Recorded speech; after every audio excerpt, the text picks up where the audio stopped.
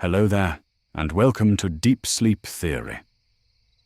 As this year gently draws to a close, as 2025 slowly exhales into memory, we can pause for a moment and look back, not in a loud or hurried way, but softly. Tonight, we will drift through some of the greatest scientific and technological breakthroughs of the year. Discoveries that did not arrive with noise or spectacle, but with quiet insight, patience, and care. Ideas that shaped the world not by force, but by subtle change. Settle in, let the day fall away, and allow your mind to wander with me as we reflect on what humanity learned, quietly, this year. Let's begin. You have arrived at a quiet place, a soft corner of the night where nothing needs to be solved, fixed, or rushed. If today felt long, or your thoughts feel crowded, that is completely all right. Let your shoulders sink just a little. Let your jaw loosen. Allow your breath to slow, drifting in and out like a tide that knows exactly where to go. Gravity is holding you now. You do not need to hold yourself together anymore. Perhaps you are listening from a bed, or a couch, or a room lit only by a faint glow. Maybe your eyes are already heavy, or maybe they are still alert, gently watching the dark. Wherever you are, let this moment cradle you. Tonight is not about effort. It is about rest and about listening to something calm and steady, like a whisper carried across still water. There is a small, familiar experience many of us share. Sometimes the body speaks when the mind is tired of talking. A sudden warmth, a restless night, a quiet discomfort that arrives without asking permission. We often brush these moments aside, telling ourselves it is nothing, or that we will deal with it later. We live in a world that teaches us to push through, to ignore subtle signals, to keep moving, even when the body asks for gentleness. And yet, these signals are not interruptions. They are messages, softly tapping on the door of awareness. Many people think of scientific breakthroughs as loud moments. Bright lights, headlines, complex machines humming behind glass walls. We imagine discovery as something sharp and sudden, but most breakthroughs arrive differently. They emerge slowly, like dawn light seeping through a veil. They begin as quiet questions. They grow through patience. And when they finally reach us, they often do so in the form of comfort, relief, and the easing of a long-held burden. Tonight, we will begin our journey by exploring one of the quiet scientific breakthroughs of 2025. A breakthrough not built to impress, but to soothe. A gentle advancement known as Lynkuet, also called Elinzanetant. It is not a word meant to be memorized. It is simply a name for an idea about listening to the body and responding with care. At its heart, Elinzanetant is a medicine designed to help people experiencing intense waves of heat and discomfort, often felt during menopause. These sensations, sometimes called hot flashes, can feel like an inner fire that rises suddenly, disrupting sleep, focus, and peace. For many, they arrive at night, pulling the mind back into wakefulness just as rest was beginning to take hold. They are not dangerous, but they are deeply disruptive, like a sudden noise echoing through an otherwise quiet room. To understand why this matters, imagine the body as a finely tuned instrument. It is constantly adjusting temperature, rhythm, and balance, usually without us noticing. Deep within the brain, there is a small region that acts like a thermostat, quietly deciding when to cool and when to warm. During certain stages of life, especially when hormones shift, that thermostat can become overly sensitive. it begins to misread signals. A small change feels like a crisis. The body responds with heat, sweat, and urgency, even when the room is calm and safe. For many years, treatments focused on adding hormones back into the system. Sometimes this helped. Sometimes it brought new risks. Elinzanetant represents a different kind of thinking. Instead of changing hormone levels directly, it listens to the communication pathways in the brain. It gently quiets a specific signal that tells the thermostat to overreact, not by force, but by softening the echo. Think of it like this. Imagine a room where someone keeps tapping a microphone, creating feedback that grows louder and more irritating. You could shout over it, or you could adjust the microphone itself, reducing the feedback at its source. Elinzanetant works in that second way. It does not overwhelm the system. It calms the signal. What makes this such a meaningful breakthrough is not just the science, but the philosophy behind it. It reflects a growing understanding that the body does not always need to be pushed or corrected. Sometimes it needs to be heard. Sometimes relief comes not from adding more, but from gently taking away the noise. In everyday life, this idea appears more often than we realize. When a room feels too bright, we dim the lights. When a sound feels too loud, we lower the volume. We rarely think to do the same with our internal experiences. We tell ourselves to endure discomfort, to ignore exhaustion, to accept sleeplessness as normal. But science, at its best, reminds us that comfort is not weakness. It is a foundation. There is a quiet story often told in medical history. For centuries, many conditions experienced primarily by women were dismissed or minimized.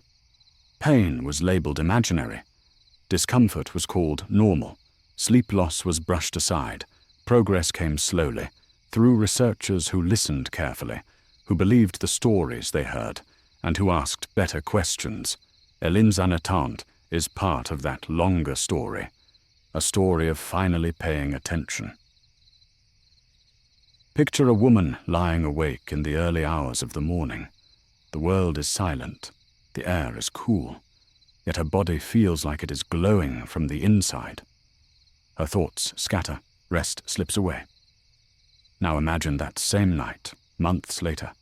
The same room, the same quiet. But this time, the internal fire does not rise. The body stays calm. Sleep returns, soft and uninterrupted. Nothing dramatic happens. And that is the miracle. As we reflect on this, notice how much of life is shaped by small adjustments rather than grand transformations. A slightly calmer signal, a quieter night, a deeper breath. These are the changes that restore us. Scientific breakthroughs do not always announce themselves with fanfare. Sometimes they arrive like a whisper, and only those who need them most truly hear their name. As this thought settles, there is no need to hold on to it tightly. Let it drift, let it echo softly in the background of your mind. The idea that progress can be gentle, that care can be precise, that science, like sleep, can be a place of refuge. For now, allow your breathing to become slower still. Let the words fade into a hush. There is nothing more you need to understand tonight. Just rest here, suspended in stillness, as the quiet glow of thought slowly dims, and sleep, patient and kind, draws near. Now let us slowly move on to another idea, as that last thought gently fades into the background, like a ripple dissolving back into a quiet lake. There is no need to follow closely. Just let the words pass through you, softly, as your mind drifts in that comfortable space between waking and sleep, where understanding happens without effort. From here, our minds drift toward something very human. Imagine a simple moment. Someone sitting alone at night, scrolling absent-mindedly on their phone, half awake, half dreaming. The room is still. The world feels distant. In moments like this, we rarely think about invisible threats, tiny things we cannot see, quietly shaping lives across the planet. Most of the time, we move through our days assuming that tomorrow will arrive as expected, that our bodies will continue working as they always have. This quiet trust is not ignorance. It is simply how the human mind survives. We cannot live in constant alert. There is a common tendency in all of us to think of illness, especially serious illness, as something far away. Something that happens to other people, in other places, in other stories. When we hear words like virus or disease, our minds often tighten or quickly look away. It feels heavy, uncomfortable, easier not to linger there. And yet, behind those words are human lives, ordinary lives, full of routines and dreams and quiet nights just like this one. Tonight, we gently turn our attention to a scientific breakthrough known as Lenacapavir, sometimes described as a kind of shield against human immunodeficiency virus, or HIV. Do not let the name feel intimidating. We will take this slowly, like a calm conversation shared in the dark. HIV is a virus that enters the body and quietly interferes with the immune system. The immune system is your inner guardian, always watching, always protecting you from harm. When HIV weakens this system, the body becomes less able to defend itself. For many years, living with HIV required taking daily medication, constant vigilance, and enduring fear, stigma, and exhaustion. Even with treatment, the virus never truly left. It simply slept, waiting. Lenacapavir represents a new way of thinking. Instead of asking people to remember medicine every single day, it offers protection that lasts for months at a time. Imagine that. A single treatment that remains in the body, quietly working in the background, like a steady night watch, standing guard while life goes on. To understand how it works, picture the virus as a traveler trying to unpack and settle inside a cell.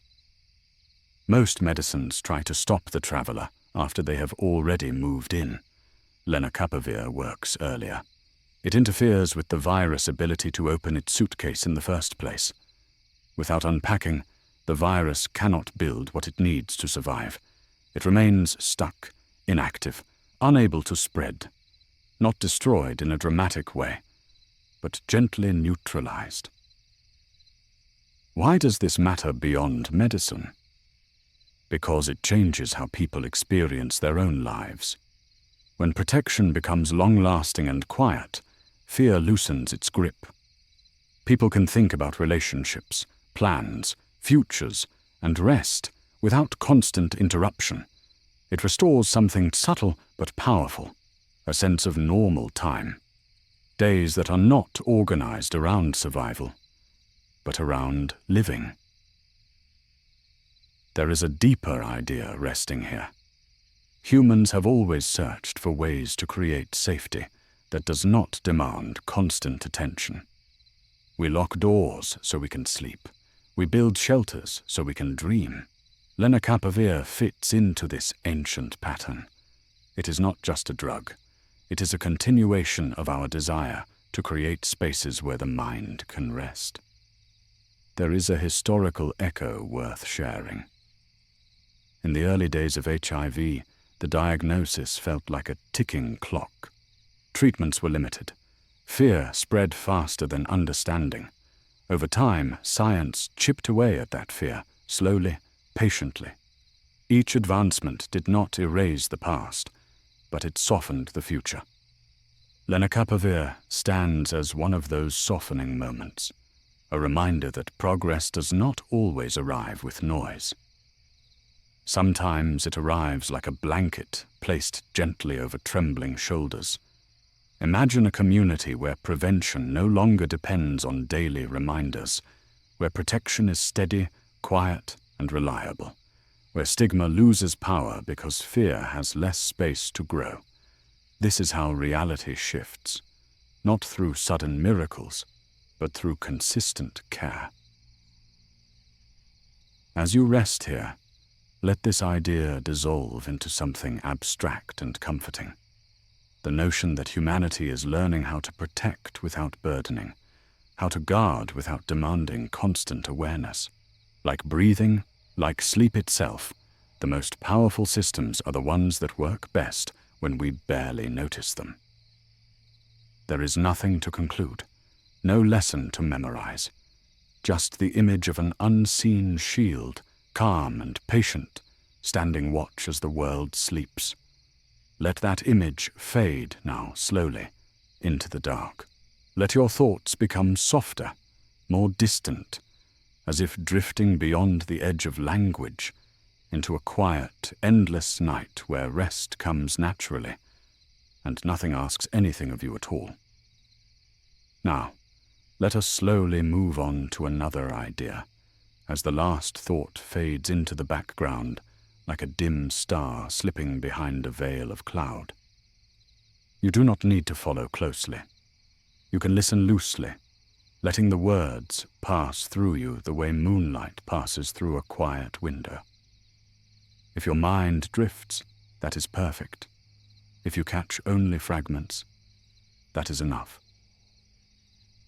From here, our minds drift towards something very small, almost invisible, a tiny presence that most of us never think about, yet one that has shaped human history in deep and silent ways. Imagine a warm evening. The air is still.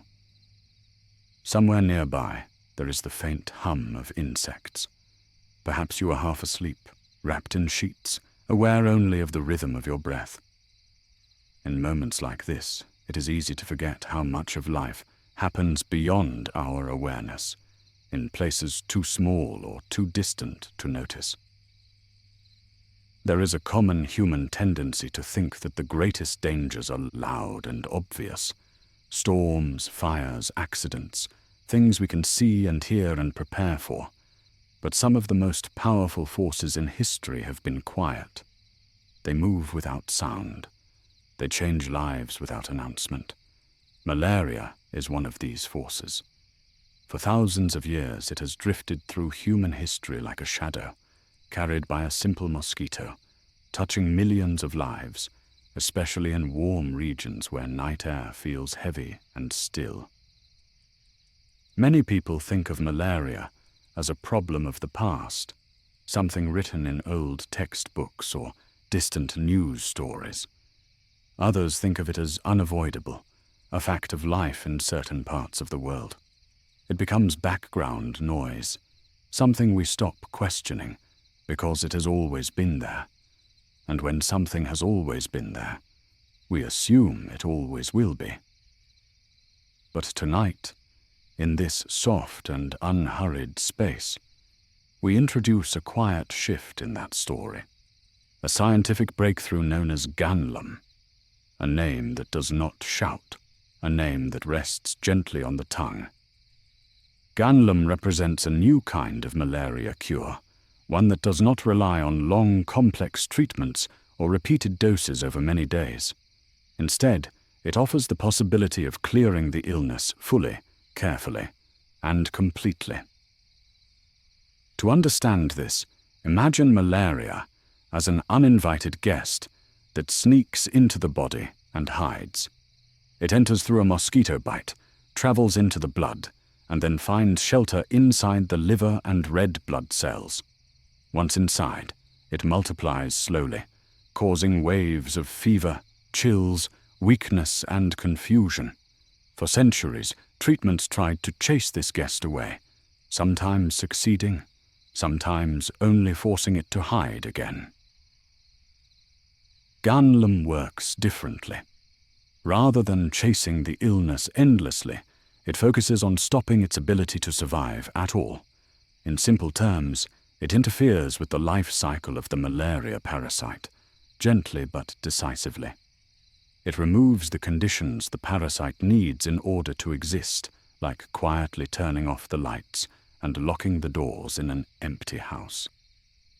With nowhere to stay, the illness fades. What makes this breakthrough so meaningful is not only that it treats malaria, but that it offers hope for regions of the world where malaria has shaped daily life for generations. Imagine waking each day knowing that a single bite could change everything. Imagine children missing school, parents missing work, entire communities living under a constant low hum of risk.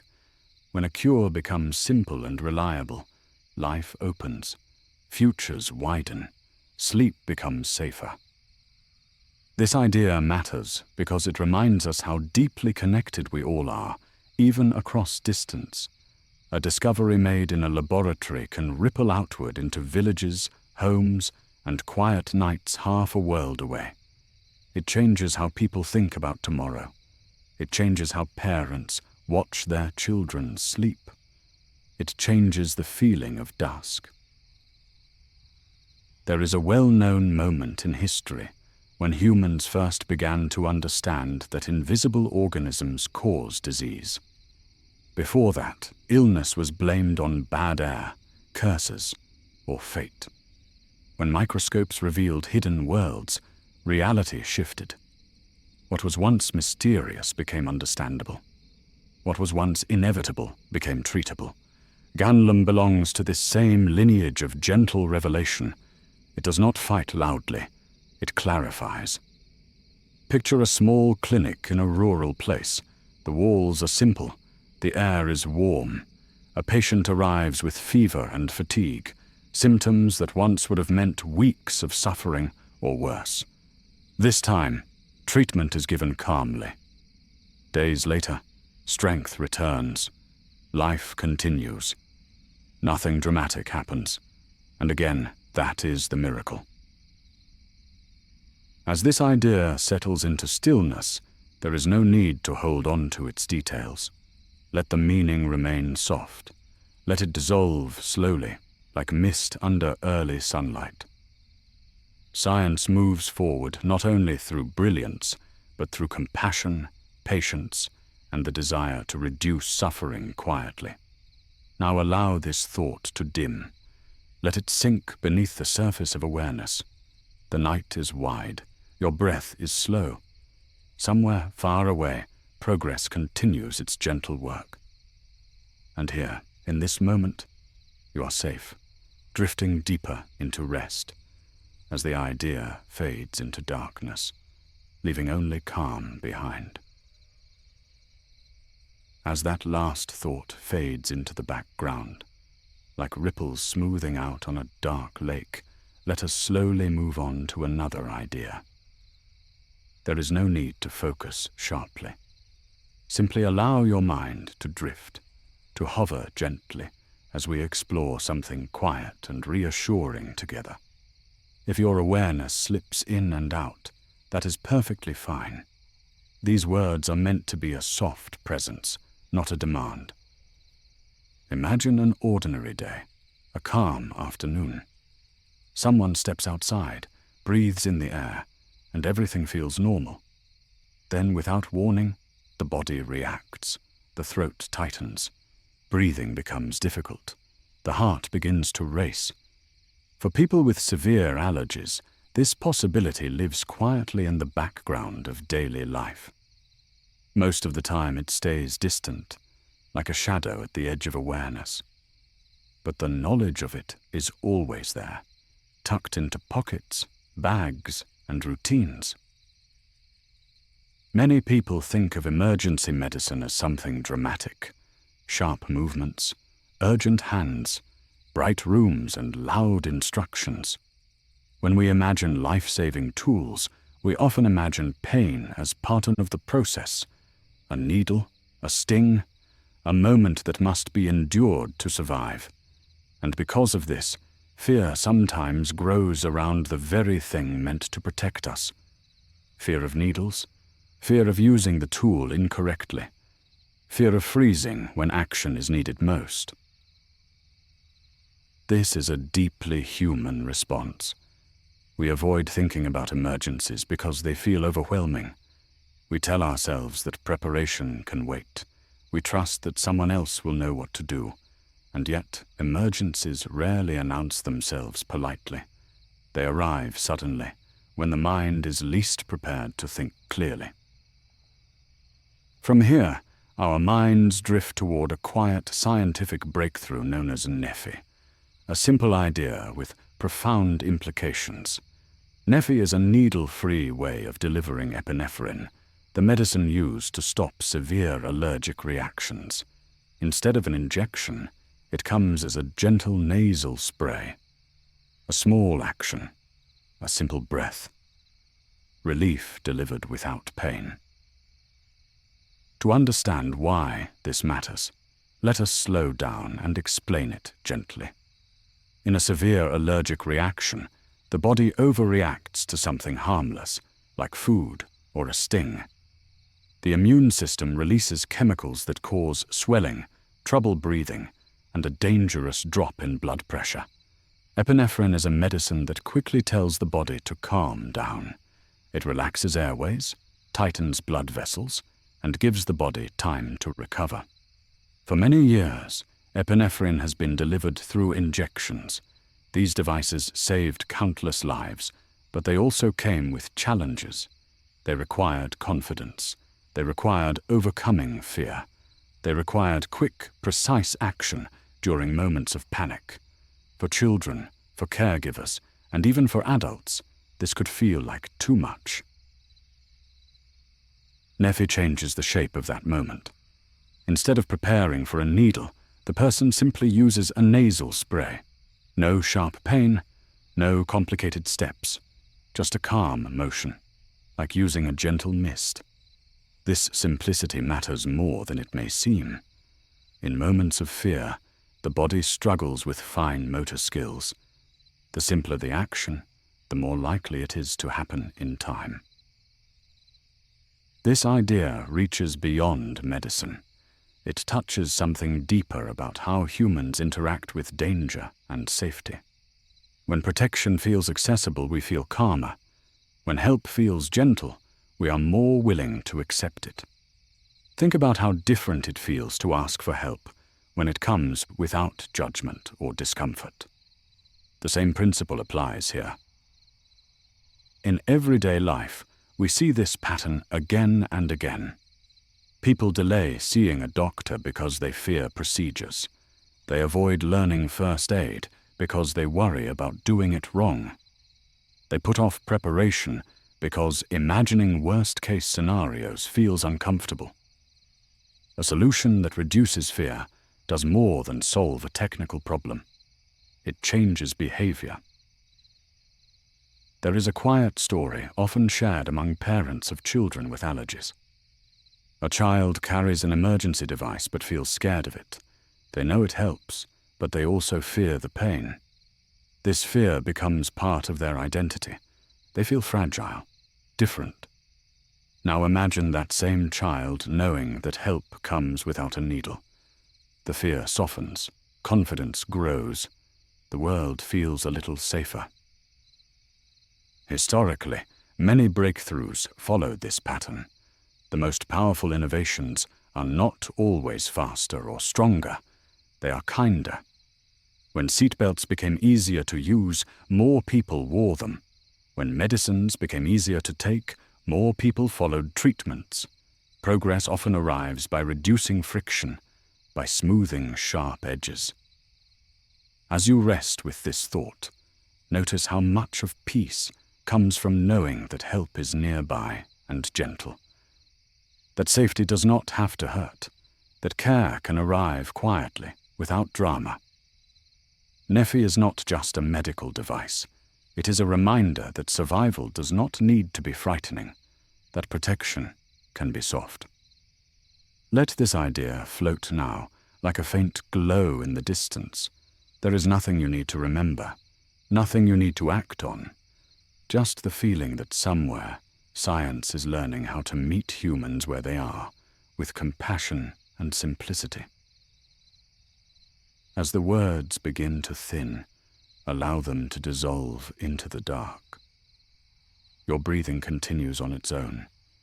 The night holds you, and this thought, like many before it, gently fades, leaving behind only a sense of quiet reassurance and the slow, steady pull of sleep. Now let us slowly move on to another idea, as that last thought fades into the background, like a distant glow slipping behind a hill. There is no need to follow closely. You can simply listen, or half listen, allowing the words to pass by like clouds across a quiet sky. From here, our minds drift towards something ancient, something patient, something that has been quietly unfolding long before we ever noticed it. There is a simple moment many of us have experienced. A small cut on a finger, a scraped knee, a bruise that appears without memory. At first there is a sting, then time passes, and almost without ceremony, the body begins to repair itself. Skin closes, pain softens. What was broken becomes whole again. We rarely stop to think about this. Healing feels ordinary, expected, almost invisible. And yet, beneath that simplicity lies a mystery that science is only beginning to understand. Most people grow up believing that healing has strict limits. We are taught that some things mend and some things do not. A paper cut heals, a broken bone heals, but a lost limb, a damaged organ, or a severed nerve feels final, permanent. We quietly accept that the body can only go so far, and then it must stop. This belief settles deep inside us, shaping how we think about age, injury, and even loss. We tell ourselves that time only takes things away. But nature, in its quiet wisdom, has always known more than we give it credit for. Tonight, we gently explore a breakthrough inspired by a small and unassuming creature.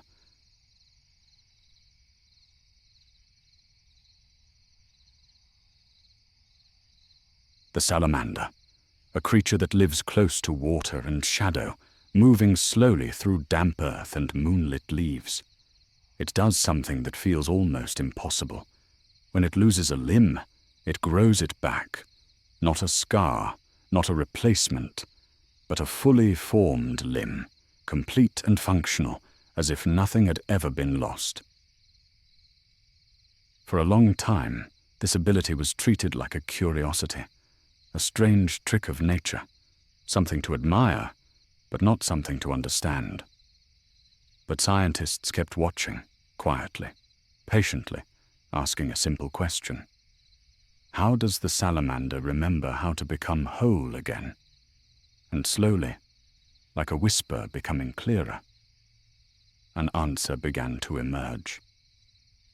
Inside the salamander is a special kind of biological signal, often described as a regeneration enzyme, an invisible messenger that tells cells to return to a more flexible state, a state where they are not yet decided, where they can become bone, muscle, skin, or nerve, depending on what is needed. It is as if the body briefly remembers its earliest blueprint, the gentle instructions written long ago. To imagine this, think of a room filled with skilled workers who have forgotten how to change jobs. Each one knows only a single task. But then a quiet voice reminds them that they once knew many roles. They pause, they listen, and then they begin to rebuild together, guided by memory rather than force. The salamander does not rush. It does not panic. It simply allows the process to unfold.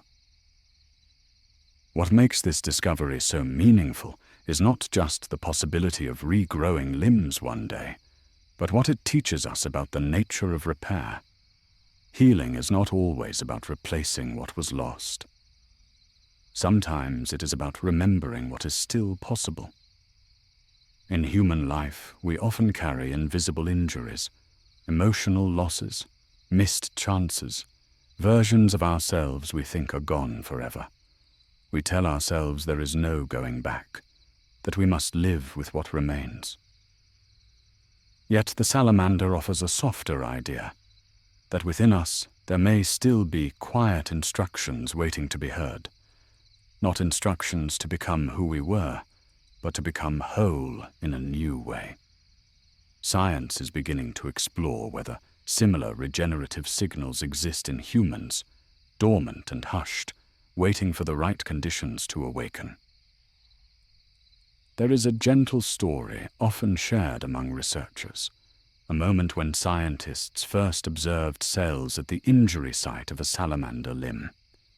Under the microscope, the cells seemed to hesitate. Then, instead of acting damaged, they began to organize, slowly, calmly, as if they were following a memory older than pain. It was not chaos, it was cooperation, a silent agreement to rebuild. This moment changed how many people thought about biology. It suggested that the body is not just a machine that wears down. It is a story that knows how to continue, even after interruption, even after loss. As you rest here, perhaps drifting closer to sleep, there is no need to apply this idea to yourself. Just let it exist nearby. The notion that repair can be graceful, that healing can be patient, that endings are not always final, even when they feel that way. The salamander does not question its ability to regenerate. It does not fear the process. It simply allows time and biology to do their quiet work. And maybe, in listening to this story, something within you feels a little less rigid, a little more open, as if the idea itself is softening, dissolving gently into the dark, leaving behind only a sense of calm possibility. There is nothing more to understand tonight. Let the image fade. Let the thought loosen its grip. Like a limb slowly regrowing in the shadows, unseen and unhurried, the idea rests now. And you can rest too, floating deeper into stillness, where even the need to heal can finally sleep. As that last thought fades into the background, like ripples smoothing out on a dark lake, let us slowly move on to another idea. There is no rush. The mind can drift, coming closer and farther, like a slow breathing universe. You do not need to follow every word. Simply allow the sound to carry you, the way distant waves carry a quiet boat under a moonless sky. From here, our minds drift toward something small, something easily overlooked. Think of an ordinary moment, a quiet cough in a crowded room, a tired breath at the end of a long day. We often do not pay attention to breathing until it becomes difficult. It is usually invisible to us, happening without effort, without thought. And yet every breath is a delicate exchange between the world and the body, a quiet agreement that keeps life glowing softly within. Many of us carry a subtle habit of pushing certain thoughts away. Illness feels distant, uncomfortable, something that belongs to another time or another place. We like to believe that old diseases have been tucked neatly into history books, fading alongside black and white photographs and ancient stories. When we hear the word tuberculosis, it can sound like an echo from the past, something solved long ago, something no longer relevant to modern life. This is a very human way of thinking. It helps us feel safe. It helps us sleep at night. But reality is often quieter and more complex. Tuberculosis never fully disappeared. It learned to wait. It adapted. In some parts of the world, it still moves gently and persistently through communities, especially where access to care is fragile. Over time, some forms of this illness became resistant to older medicines, like shadows slipping through familiar defenses. And so the search continued, patiently, quietly, for something new. Now let us gently introduce another scientific breakthrough. Its name is Sorfequiline. It is a new kind of medicine designed to help treat tuberculosis, especially the forms that no longer respond to older treatments. Think of it not as a weapon, but as a carefully crafted key. A key designed to fit a lock that had changed its shape over time. To understand this, imagine bacteria as tiny living systems, each one with its own rhythm and structure. They survive by building walls, copying themselves, and managing energy in precise ways. Older medicines learned how to interrupt these processes, but bacteria, slow and persistent, sometimes learned how to protect themselves. They adjusted. They resisted. Sorfequiline enters this quiet struggle by targeting energy itself. It gently disrupts how the bacteria power their own survival, like dimming the lights in an empty room until the room grows still. What makes this idea remarkable is not just that it works, but how it works. Sorfequiline does not rush. It does not overwhelm the body. It focuses its attention narrowly, carefully, reducing harm while increasing effectiveness. It reflects a broader shift in science toward precision and patience, toward understanding rather than force. This matters because it reminds us of something deeply human. Many of our struggles are not solved by pushing harder. Whether it is exhaustion, conflict, or fear, force often creates more resistance. Gentle understanding creates change. Just as Sorfequiline listens closely to the quiet mechanics of bacteria, we too can learn to listen more closely to ourselves. There is a long story behind tuberculosis. In the past, people believed fresh air and sunlight could heal it. Sanatoriums were built in mountains and forests, places of stillness and routine. People rested. They breathed slowly. Some healed. Some did not. But even then, there was an intuitive understanding that healing required calm, time, and care. Modern medicine has added powerful tools to this ancient wisdom without completely erasing its spirit. Picture a laboratory late at night. Lights dimmed, machines humming softly. A researcher watches data unfold slowly on a screen, not with excitement, but with quiet attention. Years of effort, countless small failures, and then a subtle pattern appears. Something different, something promising. This is how Sorfequiline emerged. Not as a sudden miracle, but as a patient answer to a patient problem. In everyday life, this breakthrough touches people in ways we rarely see. A longer life, a quieter night of sleep without coughing, a family spared from loss. These are not headlines.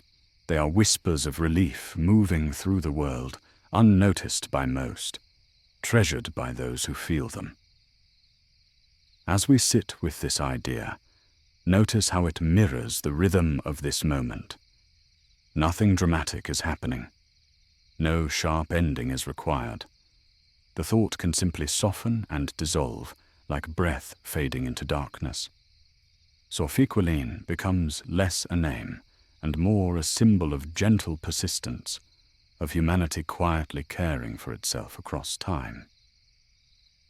And now, as this idea slowly loosens its shape, you may feel yourself drifting further inward. The words can blur. The meaning can fade.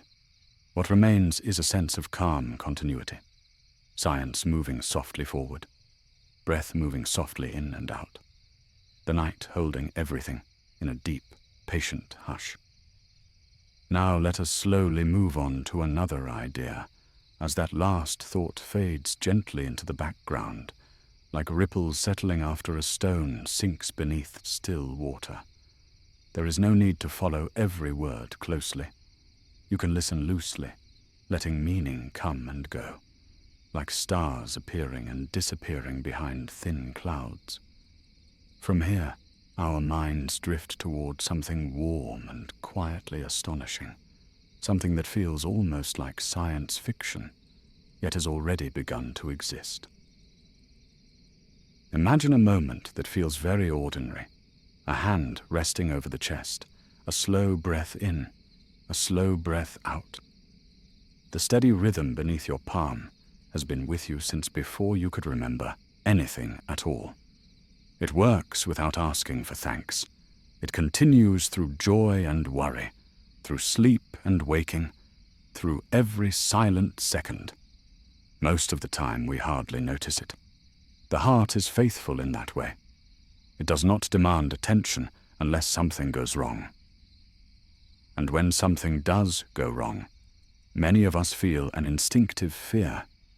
The heart feels sacred, untouchable, almost fragile in its importance. We often think of heart damage as permanent, a scar that never truly heals, a quiet loss of strength that must simply be accepted. For a long time, this belief made sense. The heart, once injured, could adapt, but it could not fully repair itself. We learned to live around the damage, not through it. But tonight, resting here in the hush of the late hours, we can allow ourselves to hear a gentler story, one that science has been whispering rather than shouting, a story about repair, about patience, about the idea that even the most vital parts of us may not be as unchangeable as we once believed. The idea is called bioprinted heart patches.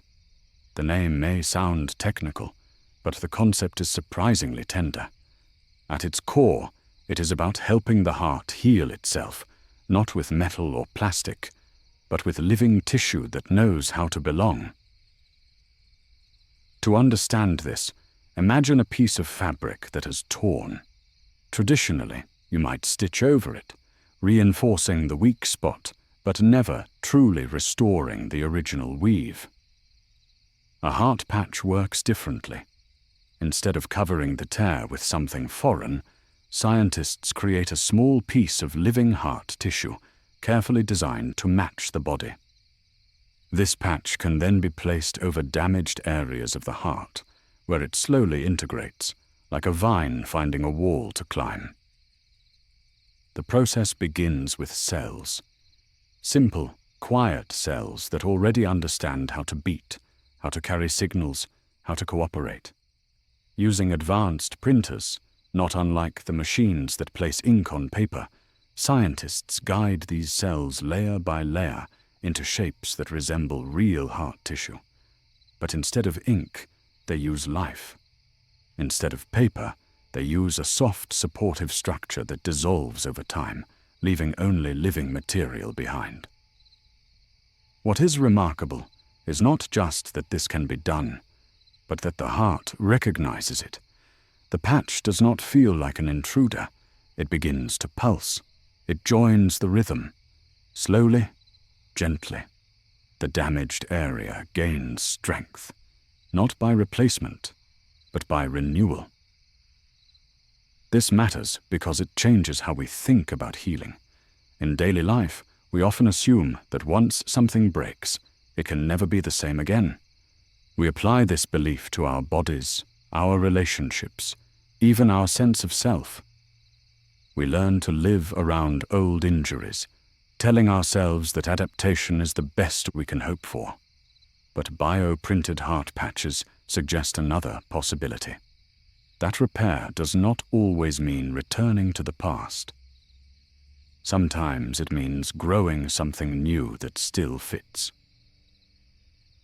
There is an old philosophical question that asks whether a ship that has all its parts replaced over time is still the same ship, The heart poses a similar mystery. If new living tissue becomes part of it, is it still the same heart? The answer, it seems, is quietly yes. Because identity is not frozen in matter. It lives in continuity, in rhythm, in the ongoing flow of function and care. Picture a patient recovering after a heart injury. Instead of fearing every step, every breath, there is a slow return of trust. The heart, once weakened, begins to feel steady again. Life does not rush back all at once. It trickles. A walk becomes easier. Sleep becomes deeper. The body remembers how to move without caution. This is not just physical healing. It is emotional, existential, a restoration of confidence in one's own inner engine. Historically, one of the greatest challenges in medicine has been convincing the body to accept help. Transplants require suppression of defenses. Artificial devices can clash with living tissue, but these heart patches speak the same biological language as the body itself. They arrive not as commands, but as invitations. And the heart, ancient and wise, responds. As you rest with this idea, there is no need to hold on to its details. You do not need to remember how it works, or when it was developed, or who discovered it. Let it remain as a feeling instead. The feeling that repair can be gentle, that technology does not always have to be cold, that even something as constant as a heartbeat can learn new ways to continue. Let the image soften now. The printer grows quiet, the cells settle, the rhythm steadies. The idea dissolves into darkness, like a distant pulse fading into sleep. And you, held by your own quiet heart, can drift onward, deeper into rest, where no effort is required, and everything simply continues.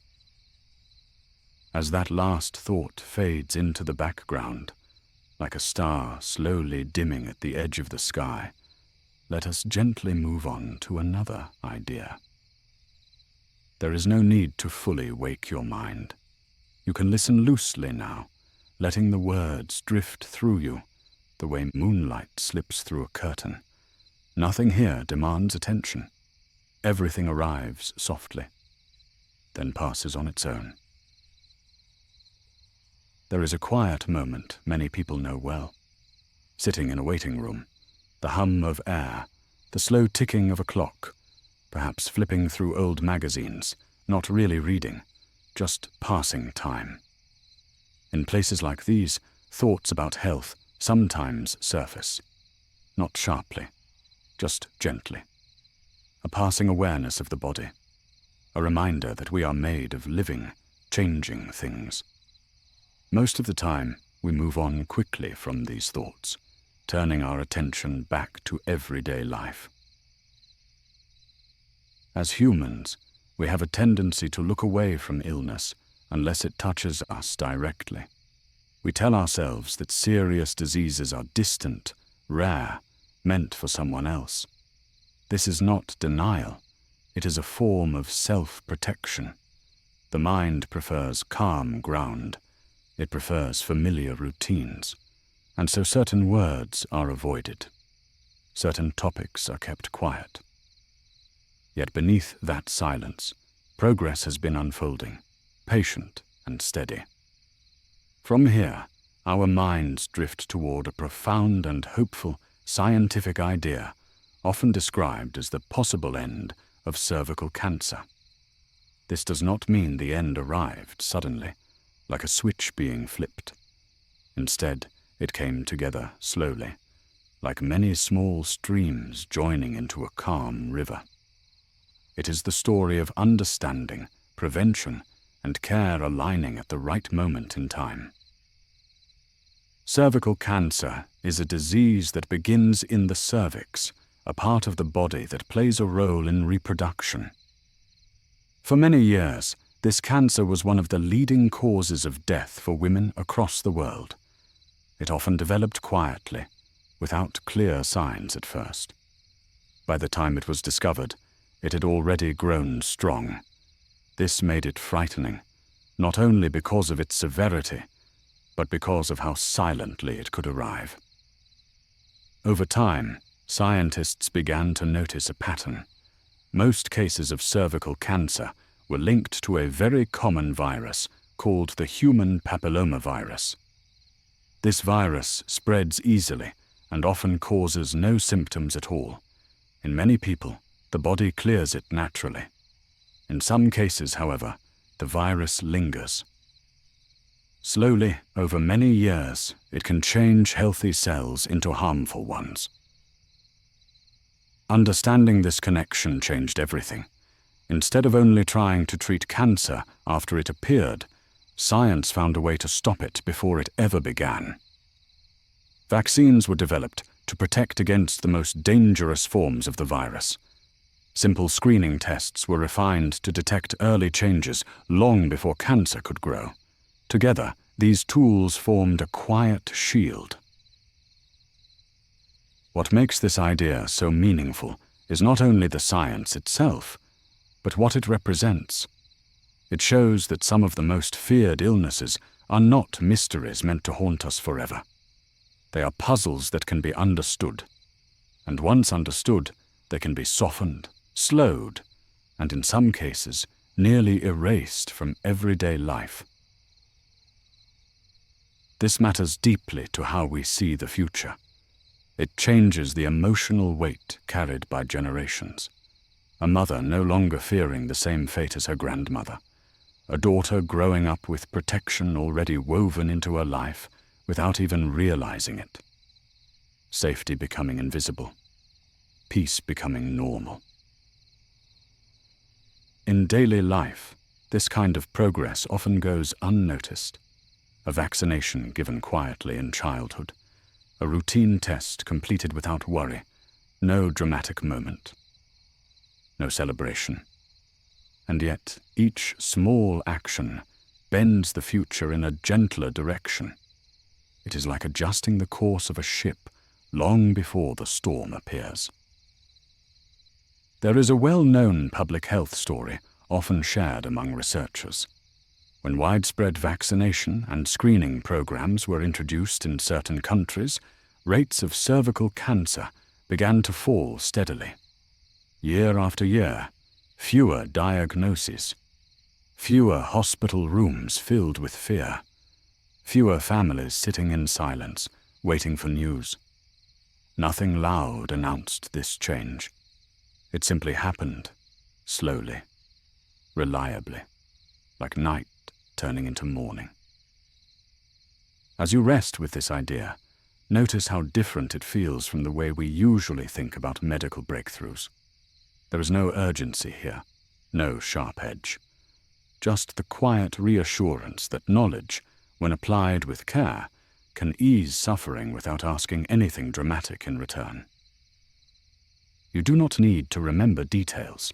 You do not need to hold on to names or timelines.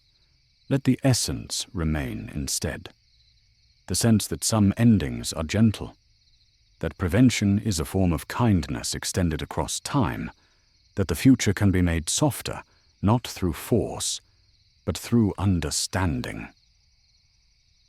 Now allow this thought to dissolve, like mist thinning as the night deepens. Your body remains supported, your breath remains slow. The idea drifts away, leaving only a calm awareness, floating quietly in the dark, as sleep continues to deepen, undisturbed and safe. Now let us slowly move on to another idea, as the last thought gently fades into the background like a distant star dimming at dawn. You may notice that your breathing is already slow, your awareness soft around the edges, drifting in and out like a quiet tide. There is no need to focus too hard. Simply let the words pass through you, the way moonlight passes through thin clouds. There is a familiar moment many of us have experienced. You stand in front of a mirror, perhaps late at night or early in the morning, and you look at your face, not critically, just quietly.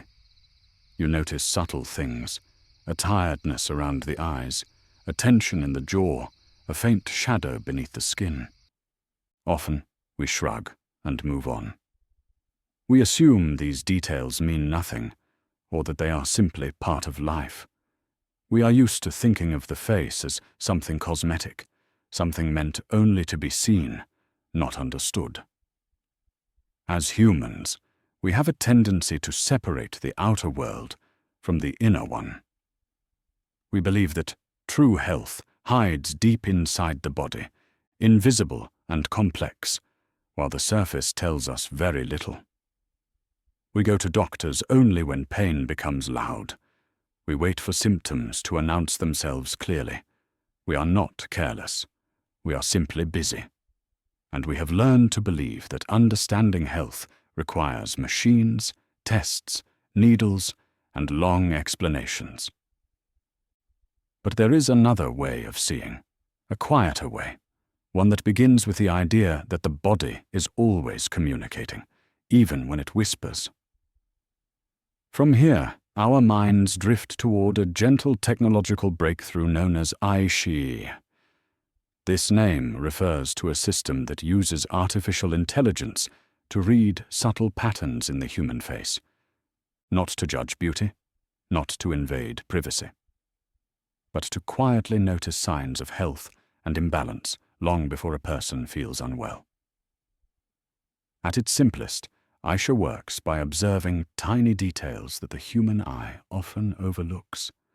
Slight changes in skin tone, the way light reflects from the eyes, micro-movements in facial muscles, patterns that are far too subtle for conscious awareness.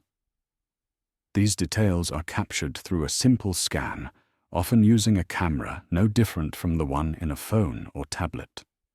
The system then compares what it sees to vast libraries of information, learned patiently over time.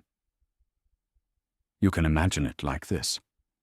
Over many years, the system has listened to countless faces.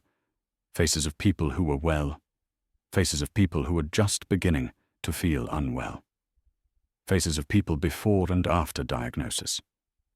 Slowly, quietly, it learned which patterns tend to travel together.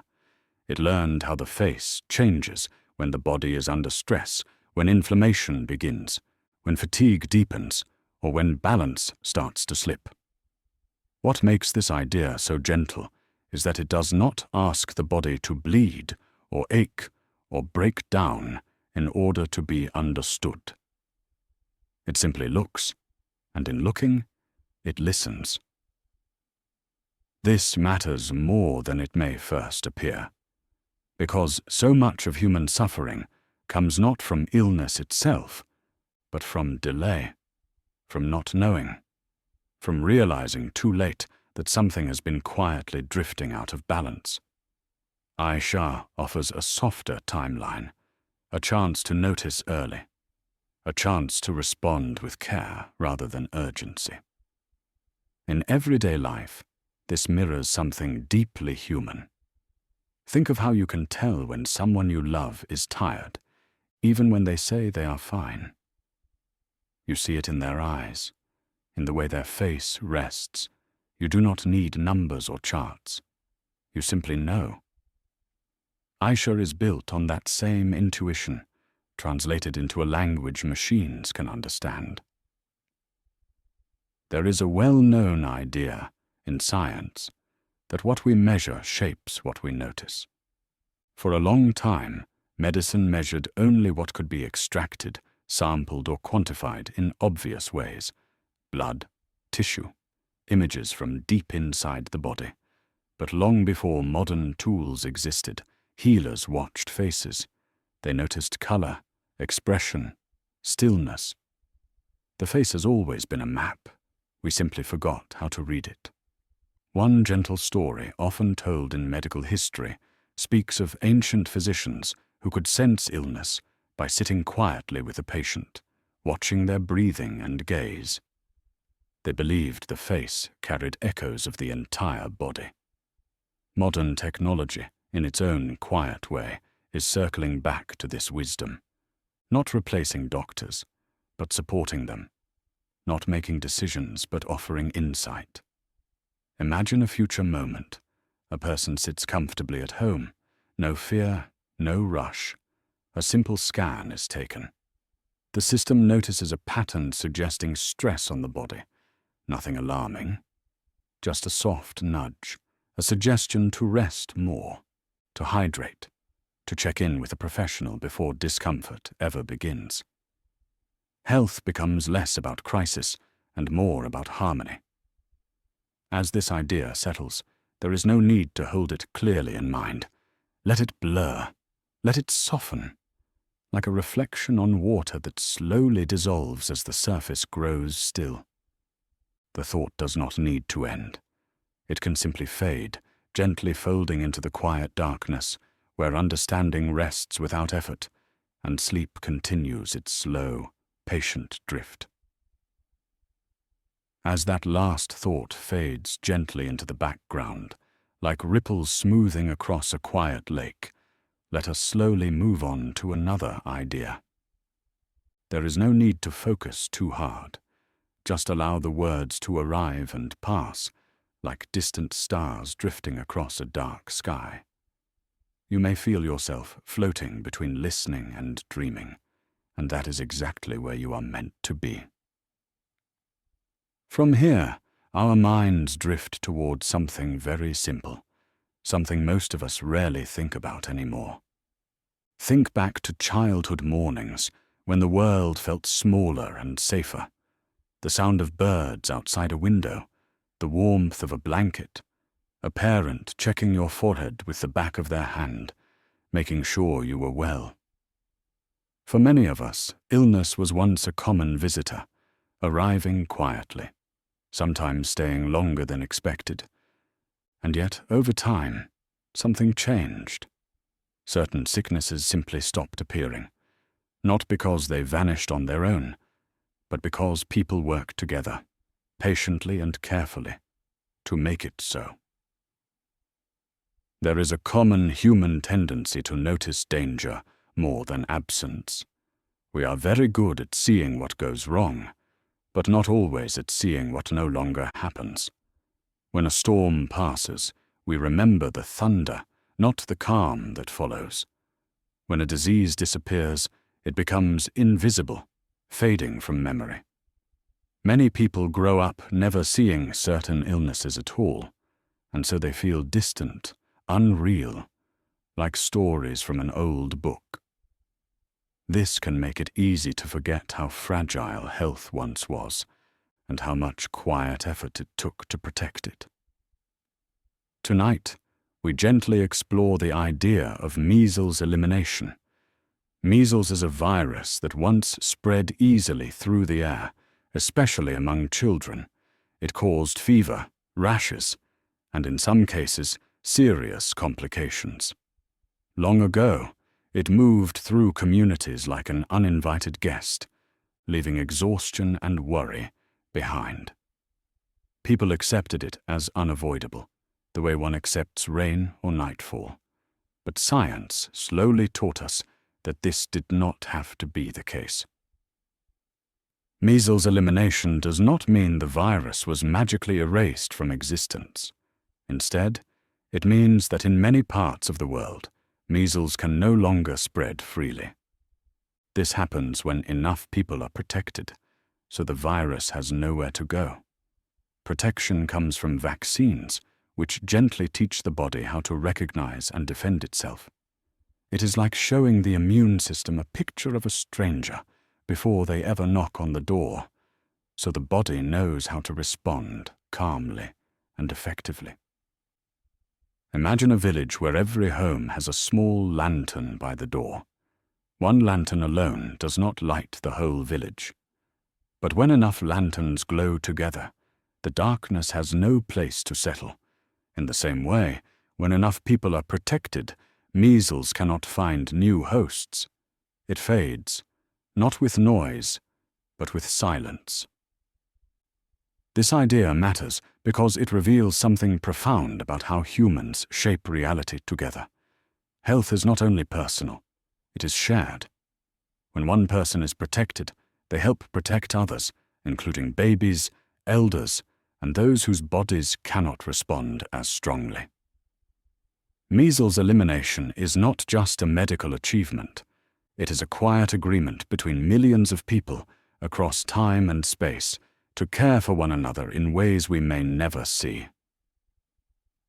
In daily life, this shows up in simple moments.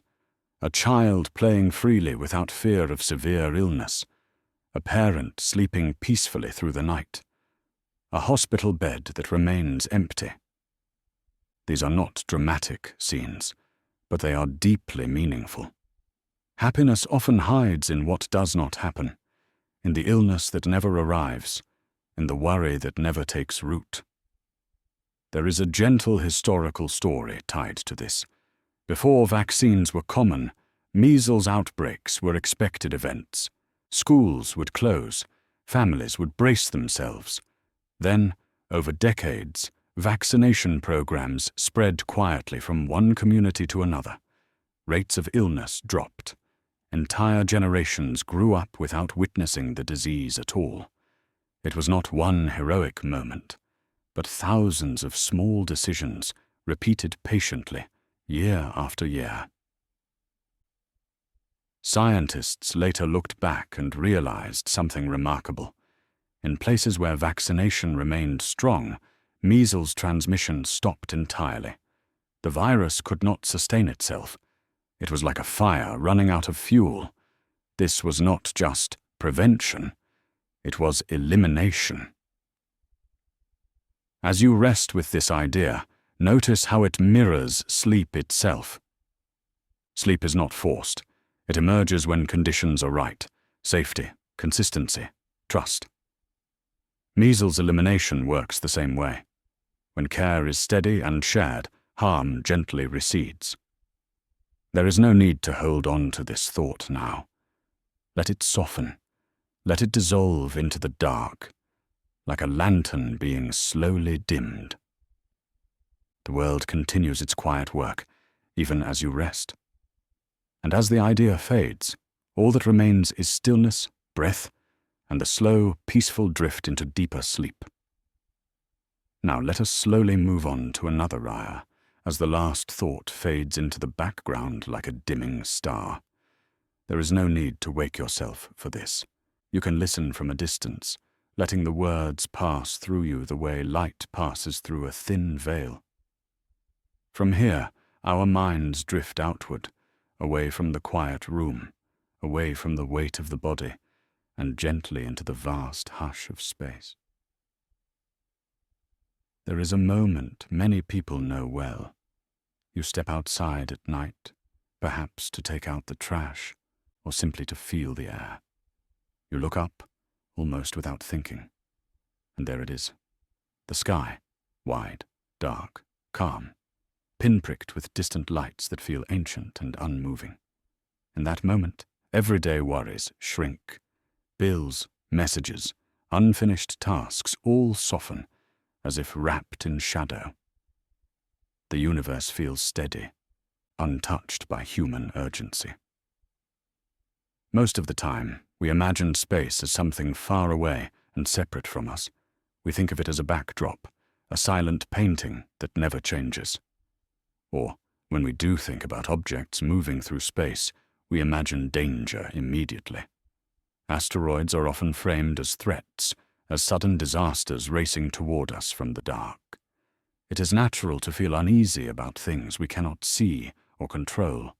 The unknown has always stirred the human imagination. But the truth is quieter than fear suggests. Space is not chaotic. It is patient. Objects do not rush. They follow paths, gentle and predictable, shaped by gravity and time. An asteroid is not a wild arrow. It is more like a leaf floating down a slow, invisible river. This brings us to the quiet story of Asteroid 2024. Why are 4 and its trajectory? A trajectory is simply a path. It is the invisible line an object follows as it moves. Just as the moon circles Earth and Earth circles the sun, asteroids follow long, graceful routes around the solar system. These paths can stretch for millions of years, repeating like a cosmic lullaby. Asteroid 2024. YR4 was discovered by careful observers watching the sky, night after night, patiently tracking small points of light. When it was found, scientists did what they always do. They measured its position.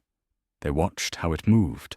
They calculated its path, not with panic, but with calm focus. They listened to gravity, the quiet guide that shapes everything in space. To understand this simply, imagine rolling a ball across a smooth floor. If the floor is flat, the ball moves straight. If the floor slopes, the ball curves. In space, gravity is the slope.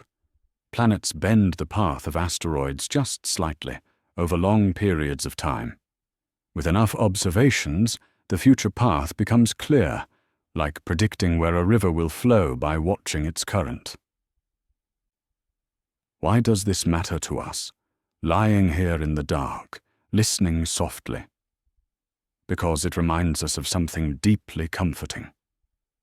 The universe is not random noise. It is patterned. It is understandable. Even things that feel enormous and distant can be gently known. In daily life, we often feel like we are drifting without direction. Days blur together. Plans feel uncertain. The future feels heavy with questions. But just like an asteroid, we are also moving along paths shaped by forces we may not always see. Habits, relationships, small choices repeated over time. These are our gravity. They guide us quietly, even when we are not aware. There is a famous moment in human history when this understanding began to take shape. Long ago, people believed the sky was perfect and unchanging. Sudden events like comets or meteors were seen as signs or warnings. Then careful observers began to notice patterns. They wrote things down.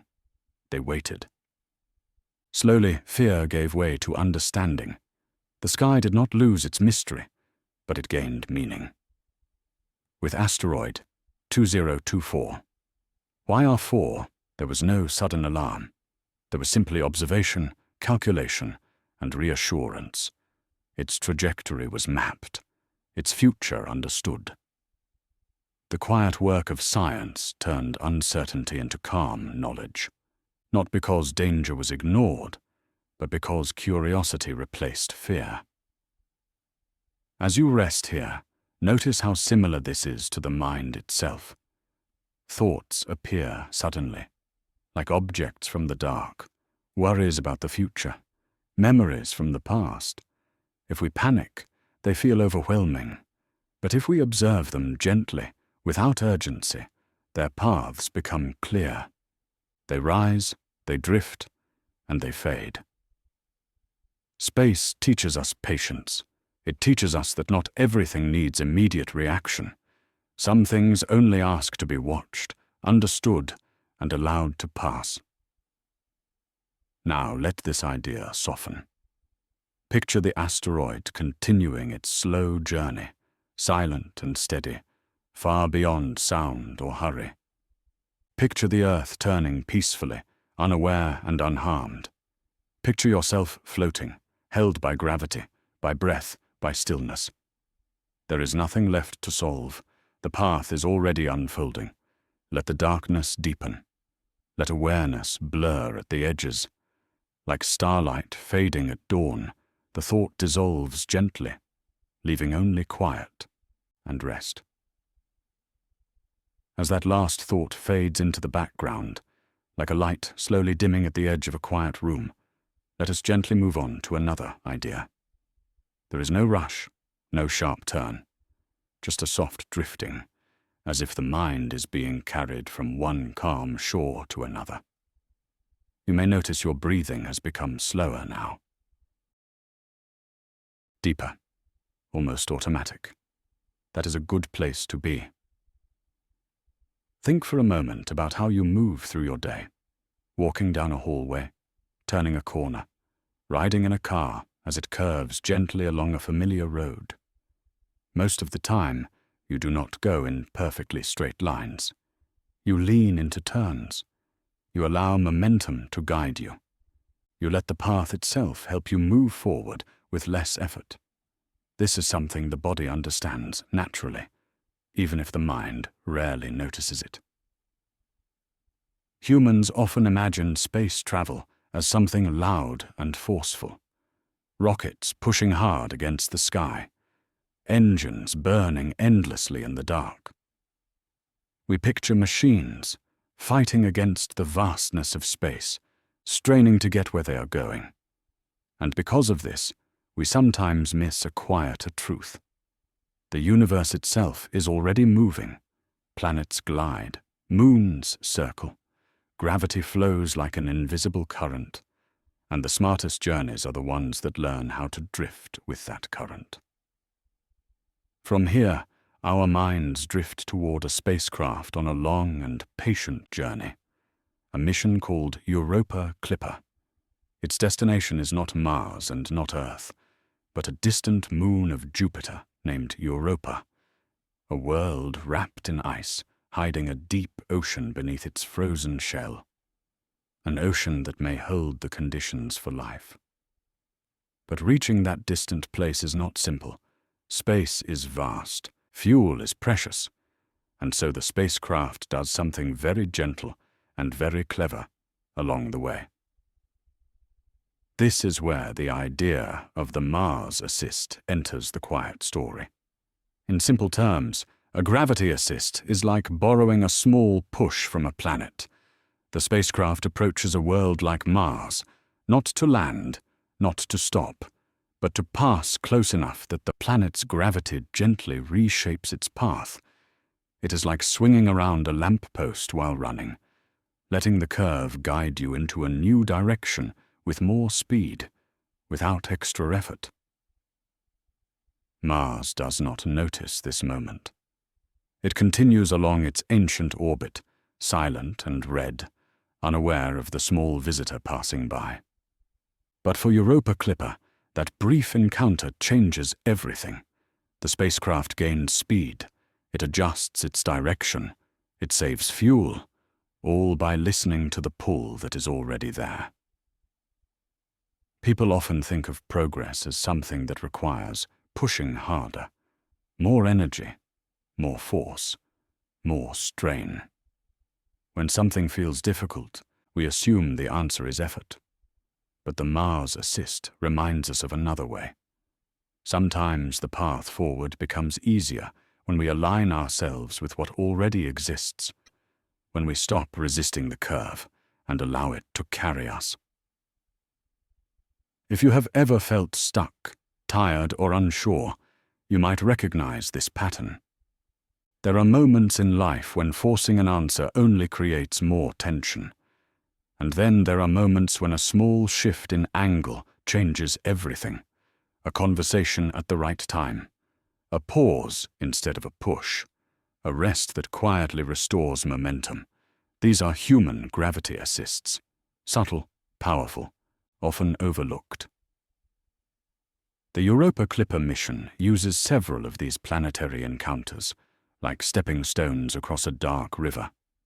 Each one carefully planned years in advance. Each one gentle, precise, and calm.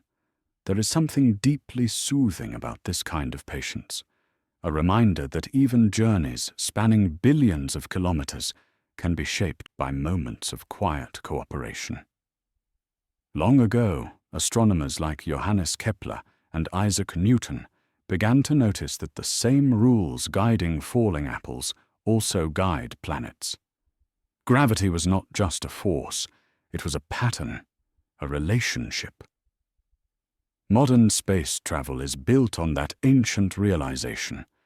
When we send a spacecraft across the solar system, we are not overpowering nature. We are dancing with it. Imagine Europa Clipper gliding through space now, its instruments asleep, its solar panels quietly drinking in distant sunlight. As it approaches Mars, there is no drama, no sound, just a slow bend in its path. A silent conversation between mass and motion, then Mars drifts away behind it, and the spacecraft continues onward, changed, energized, and ready for what comes next. This idea can settle into your thoughts now, the idea that not all movement needs force, that sometimes the universe offers help if we are willing to approach at the right angle. As you rest here, allow that thought to soften. Let it dissolve into the darkness behind your eyes. There is no ending to reach, no destination tonight, only the gentle feeling of being carried forward, quietly, by forces that have always been there, holding you as you drift deeper into sleep.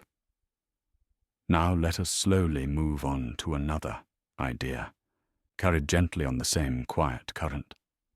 As that last thought fades into the background, like a light dimming behind a curtain, our minds drift outward, far beyond rooms and cities and sleeping bodies, out into the deep hush of space where time feels slower and silence feels complete. You might remember a moment from childhood, looking up at the night sky. Perhaps you searched for patterns among the stars, or felt a strange comfort knowing they were there, steady and distant. Most of us grow up with the sky as a backdrop, always present, rarely questioned. We assume the planets above us are fixed, unchanging, like decorations pinned to the universe. Saturn, with its elegant rings, often feels like the most permanent of them all, a symbol we have seen in books, posters, and imagination, always the same, always whole. There is a common human habit of believing that beautiful things last forever. When something appears stable and grand, we quietly assume it will remain that way. Mountains feel eternal. Oceans feel endless. Saturn's rings feel timeless. We do not often stop to wonder if even the most magnificent structures might be temporary, not because we are careless, but because constancy helps us feel safe. Saturn is a massive planet made mostly of gas, swirling softly in the cold distance of our solar system. Around it stretches a vast system of rings made of countless pieces of ice and rock. Some are as small as grains of sand. Others are as large as houses. Together, they form bright bands that catch sunlight and glow like a halo. For centuries, these rings have inspired awe. They feel delicate and eternal at the same time. But here is the quiet truth science has been slowly uncovering. Saturn's rings are not permanent. They are slowly disappearing. This does not mean they are vanishing suddenly, like a light switching off. There is no drama, no collapse. Instead, the rings are gently raining down onto Saturn itself. Tiny particles are pulled inward by gravity, drifting like snow falling into a deep atmosphere. This process happens so slowly that no human could ever watch it unfold in real time. And yet, over millions of years, the change becomes profound. Scientists believe that Saturn's rings may be far younger than the planet itself. Perhaps they formed from a shattered moon long ago. And now, they are returning home, piece by piece, dissolving back into the planet that holds them. One day, Saturn may appear smooth and bare, like a quiet giant without its crown. This idea matters because it touches something deeply human. We live our lives surrounded by moments we assume will always be there, familiar routines, loved faces, even parts of ourselves. But the universe gently reminds us that change is not a failure of stability. It is a feature of existence.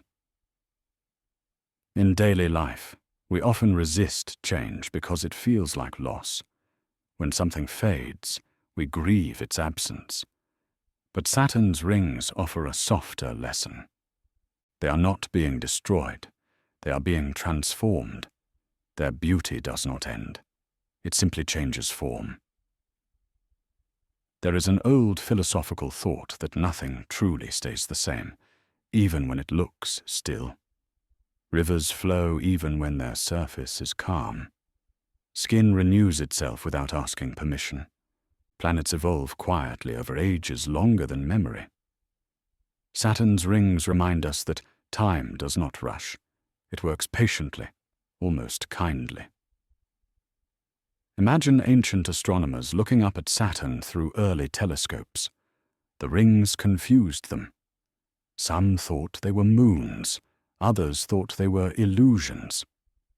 Over time, understanding grew clearer, and now, centuries later, understanding deepens again, not by adding complexity, but by noticing impermanence. If you think about your own life, there may be things you once believed were fixed, certainties that felt solid, roles you thought defined you, and yet here you are, still changing, still becoming. Like Saturn, you carry layers shaped by time, and like Saturn's rings, some layers are meant to drift away. As this thought settles, there is no need to hold on to sadness or wonder too tightly. Let it float. Let it become distant. The image of Saturn remains, glowing softly in the dark, even as its rings thin and fade. And as your awareness drifts, remember that disappearance is not always an ending. Sometimes it is simply a return, a quiet surrender to gravity, a gentle falling back into the vast stillness from which everything came. Let the stars dim now. Let the idea dissolve. There is nothing left to follow, only the dark, calm space where sleep waits, patient and silent, ready to carry you the rest of the way. As that last thought fades into the background, like a candle slowly dimming after a long evening, let us gently move on to another idea. There is no need to wake the mind fully. Simply allow it to float, as if resting on a quiet sea beneath a wide and patient sky. From here, our thoughts drift outward, away from the weight of the day, and into something vast, slow, and endlessly calm. There is a simple moment many of us know well. Standing outside late at night, perhaps on a balcony or near a quiet road, looking up without really thinking. The air is cooler. Sounds are softer. Above you, the sky stretches far beyond anything the day ever asks of you. Most nights, the stars feel distant and unchanging, like old companions that never move. We rarely expect anything new from them. We glance up, then return to our thoughts, our worries, our small human routines. As humans, we tend to think of space as something frozen in time, planets locked in place, stars fixed forever. We imagine the universe as a painted ceiling, beautiful but still. And because of that, we sometimes forget that space is alive with motion. Quiet motion, slow motion, objects drifting for millions of years, crossing paths only once, like strangers passing in the dark without ever knowing each other. Tonight, we turn our attention to one of those quiet travelers, a visitor from deep space known as Comet 3, Atlas. Its name sounds technical, but the idea behind it is simple.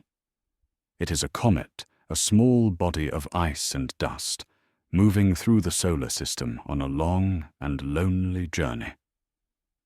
In 2025, this comet made a gentle flyby of Mars. Not a collision, not a dramatic event. Just a passing moment, like two ships gliding past each other on a calm ocean. To understand this, imagine the solar system as a slow dance. The planets move in wide circles around the sun, each step repeated over and over in steady rhythm. A comet is different. It does not follow the same predictable path.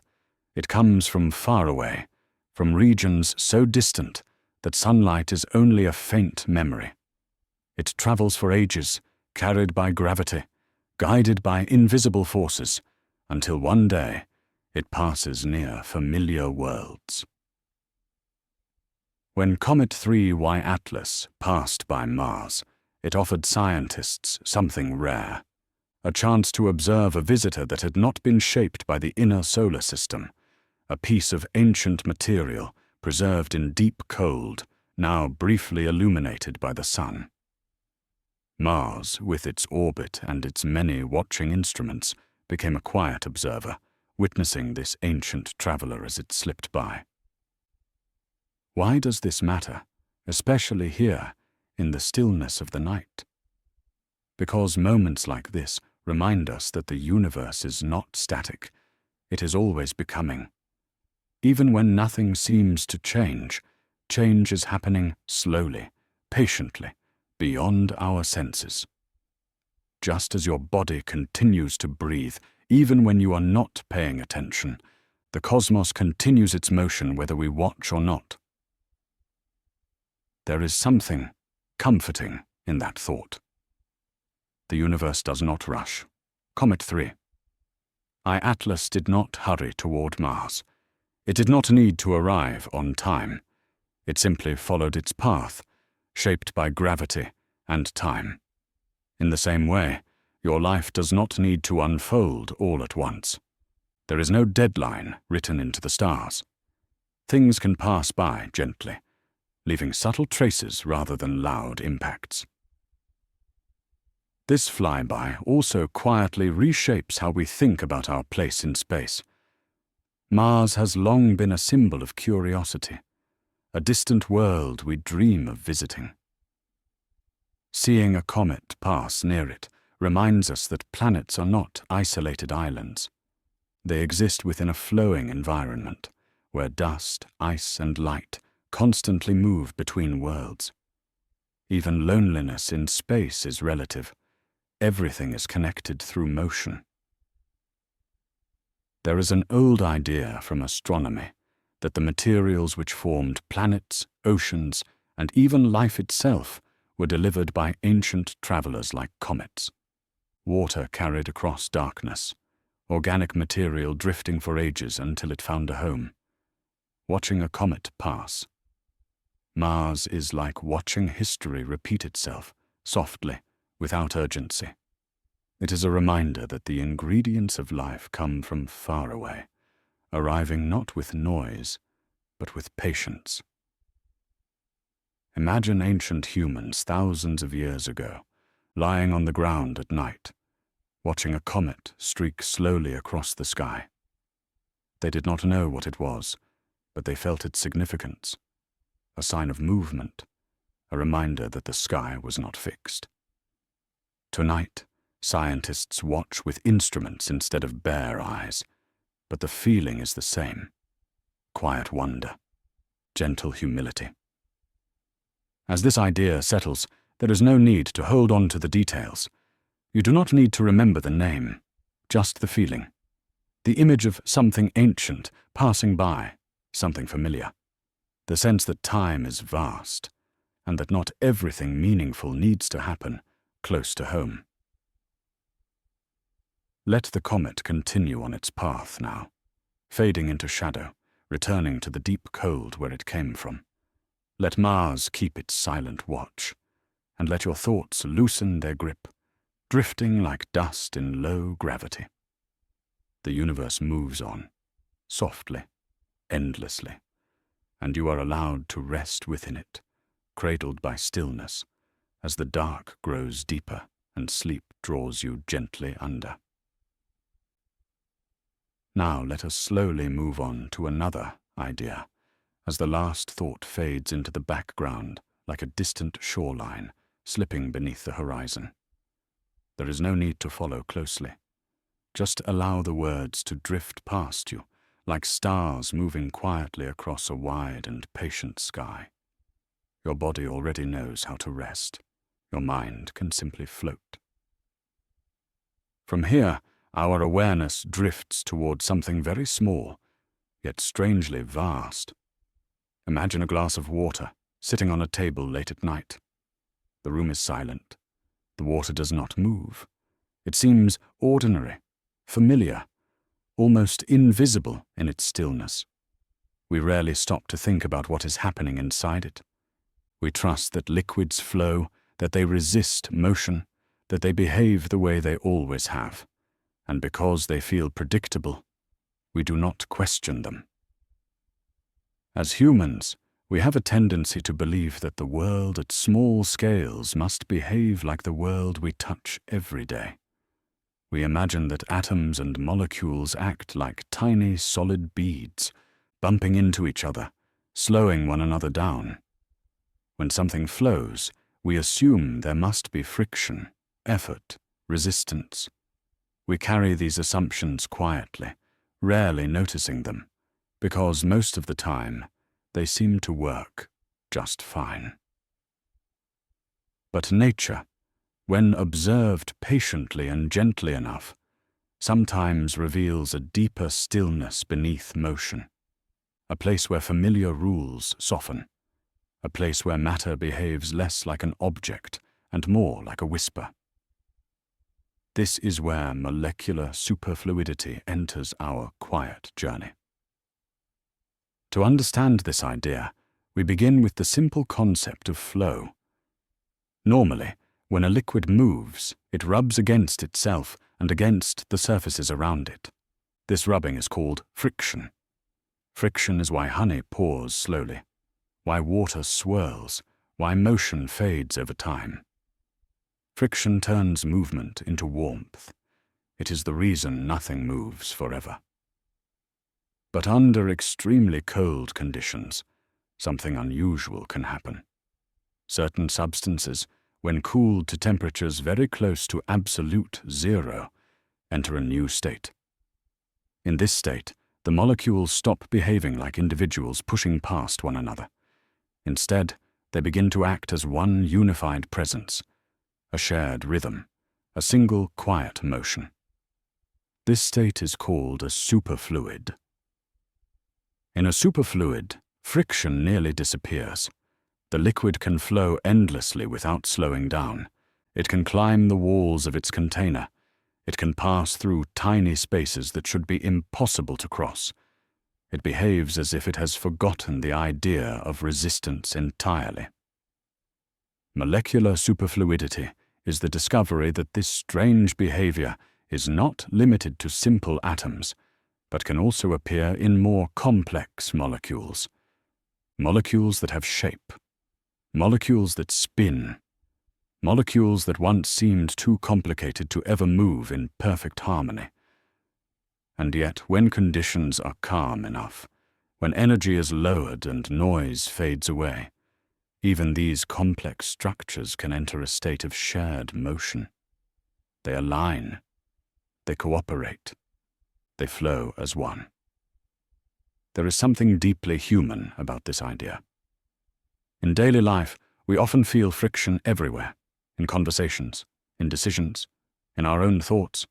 We feel slowed by hesitation, warmed by stress, worn down by resistance. We assume this friction is unavoidable, that it is simply the cost of existing. But molecular superfluidity suggests another possibility. It reminds us that resistance is not always a fundamental feature. Sometimes it is a result of noise, heat, and excess motion. When things are allowed to cool, when energy settles, when the system becomes quiet enough, a different kind of movement becomes possible.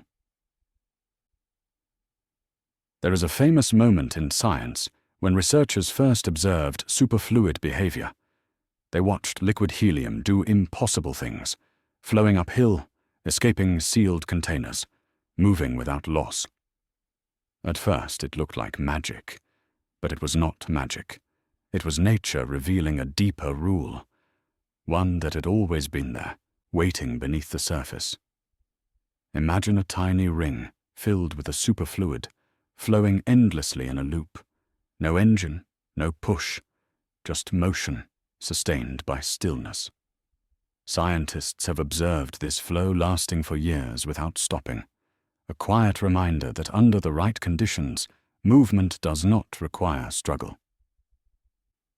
As you rest here, perhaps drifting in and out of awareness, let this image soften your thoughts.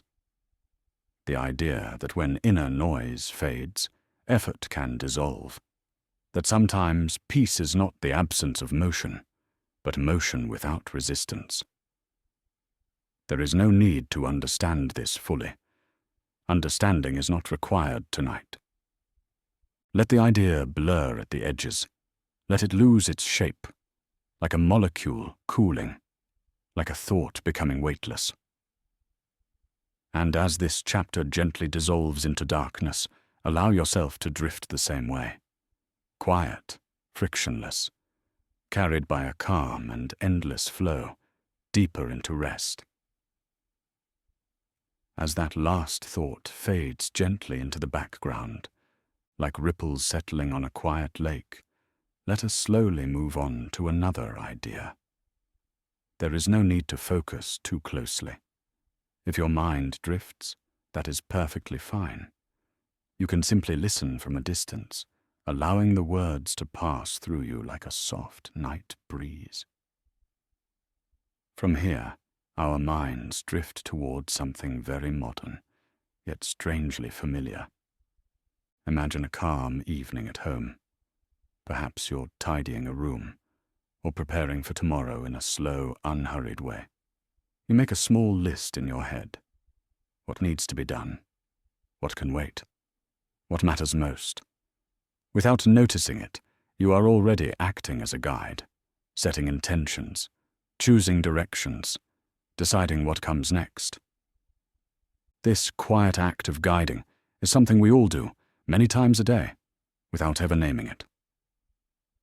Most people think of machines and computers as tools that only respond when told exactly what to do. Press a button, get a result, ask a question, receive an answer. We are used to thinking of technology as something passive, something that waits. And because of this, many people feel uneasy when they hear about artificial intelligence becoming more independent. It can sound cold, mechanical, or even threatening. These feelings are understandable. Change often arrives wrapped in uncertainty. But tonight, there is no need for worry. We are not here to judge or fear this idea. We are here simply to understand it, slowly and gently, the way one might understand a constellation by tracing its shape across the dark sky. The idea we are drifting toward is called agentic artificial intelligence. It sounds complex, but at its heart, it is quite simple. Agentic artificial intelligence refers to systems that are able to act with a sense of direction. Instead of waiting for every instruction, they can decide how to reach a goal, step by step, on their own. Imagine asking a helpful assistant not just to answer a question, but to plan something for you. You might say, "I want to learn a new skill," or "organize my week," or "solve a complicated problem." An agentic system does not just reply with information. It breaks the goal into parts. It chooses an order. It adjusts when something changes. It keeps going until the task feels complete. In a way, it behaves less like a calculator and more like a quiet helper who understands intention. This matters because so much of human life is built around intention. We wake up with loose plans. We adapt throughout the day. We notice when something is not working and gently shift direction. Agentic artificial intelligence mirrors this pattern, not by copying human emotions, but by reflecting human structure. Goal, action, adjustment, rest. There is a common misunderstanding that giving machines this kind of ability removes meaning from human effort. But history often shows the opposite. When tools take over repetitive tasks, humans are freed to focus on creativity, connection, and reflection. Just as the invention of writing did not erase memory, but transformed it, agentic systems do not replace human purpose. They quietly support it. Consider something simple: planning a long journey. In the past, this required hours of maps, notes, and calculations. Today, guidance systems adjust routes in real time, responding to traffic and weather. We trust them not because they are perfect, but because they are attentive. Agentic artificial intelligence extends this attentiveness into more areas of life, from research to health to learning. There is an old philosophical idea, often shared in stories about golems, automatons, or enchanted helpers, creations that follow intentions rather than commands. These stories were not really about machines. They were about responsibility, about what it means to create something that acts in the world. Modern agentic systems echo this ancient curiosity. They invite us to think carefully about goals, values, and boundaries. One gentle thought experiment often used to explain this idea is the task of cleaning a room. If you tell someone to clean, they decide where to start. They notice clutter. They adapt. But if you tell a machine to clean without guidance, it might endlessly move the same object back and forth. Agentic intelligence is the difference between endless motion and meaningful progress. It is motion guided by understanding of the goal. As you rest with this idea, notice how it parallels your own mind. Even now, part of you is listening, part of you is drifting, and part of you is deciding, without effort, whether to stay awake or let go. There is no single command being followed. There is a gentle internal guidance, shaped by comfort and safety. This is why agentic artificial intelligence matters beyond technology. It reflects how intention shapes reality. It reminds us that direction is often more important than speed. That thoughtful action, even when quiet, can change outcomes. There is no need to carry this thought forward. Let it soften. Let it dissolve into the dark, like starlight fading at dawn. The idea can remain somewhere in the background, present, but not demanding attention. For now, allow the silence between words to grow wider. Let your breathing become slow and effortless. You are safe. You are held. And as this thought about gentle intelligence drifts away, you may find that sleep has already begun to welcome you, quietly, without asking anything in return. Now let us slowly move on to another idea, as that last thought fades gently into the background, like ripples smoothing out on a dark lake. There is no rush. If your awareness drifts in and out, that is perfectly fine. You can listen without listening. The words can pass through you like a quiet breeze, carrying meaning only if it wishes to stay. From here, our minds drift toward something that exists all around us, yet rarely asks for our attention. Imagine a late evening, perhaps your phone resting nearby. The screen dimmed, the world connected by invisible thread of information. Messages travel, images appear, music plays. We use these tools so often that we forget there is a deep, humming intelligence beneath them, working patiently, endlessly, without rest. Most people think of computers as cold things, boxes of metal and glass, something fast, something technical, something meant for work or distraction. We rarely think about how they think, or how they learn to see patterns, voices, images, and meaning. And when we hear about new computer technology, our instinct is often to tune out. It feels distant, complicated, meant for someone else. But beneath all of that complexity is a surprisingly gentle idea. The idea of understanding, of prediction, of learning from experience. Tonight, we will rest with a quiet scientific breakthrough known as the Blackwell architecture, created by the minds at NVIDIA. Do not worry about the name. You do not need to remember it. Think of it instead as a new kind of brain for machines, a brain designed not just to be faster, but to be calmer, more efficient, and more aware of the world it is observing. At the simplest level, this breakthrough is about how computers process information. Inside every advanced computer, there is a special kind of thinking engine often used for artificial intelligence. These engines take in enormous amounts of data, like images, words, or sounds, and slowly learn patterns. They notice what repeats, what changes, what matters. Older designs did this work, but they consumed vast amounts of energy and time, like a mind thinking loudly, constantly talking to itself. The Blackwell architecture introduces a quieter way of thinking. It allows these machines to handle many thoughts at once, more smoothly, more gently. Imagine trying to read dozens of books at the same time. Most minds would become overwhelmed. But now, imagine a mind that can sense the essence of each page without strain, flowing from one idea to another without effort. That is the spirit of this design.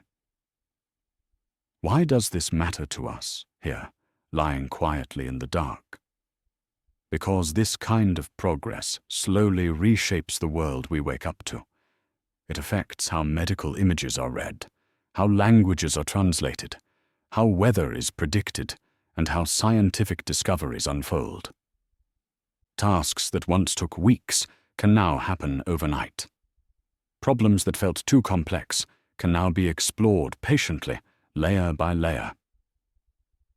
There is also something deeply human hidden inside this idea. We are learning that intelligence does not always mean speed. Sometimes it means balance, efficiency, knowing when not to push harder. This mirrors something many of us are learning in our own lives. That rest is not the opposite of productivity. It is what makes clarity possible.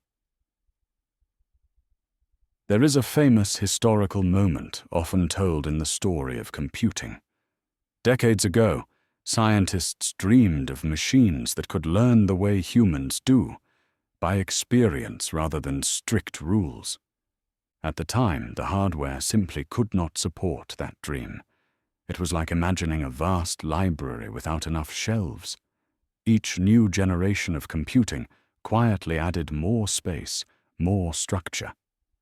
The Blackwell architecture is one of those moments where the shelves finally feel wide enough for the ideas they are meant to hold.